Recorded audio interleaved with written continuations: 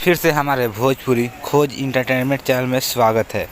दोस्तों आप सभी बता दें, बहुत ही मस्त खेसारी लाल यादव और सपना चौधरी का बहुत ही मस्त वीडियो शूटिंग चल रहा है अभी चंडीगढ़ में। दोस्तों आप सभी को बता दें, बहुत ही हाई लेवल का हरियाणवी वीडियो शूट हो रहा है। दोस्तों आप सभी बता दें, अब तक का सबसे बड़ी से बड़ी वीडियो शूट हो रहा है खेसारी लाल यादव और सपना चौधरी का। दोस्तों इस बार नए लुक में खेसारी लाल यादव नज़र आएंगे।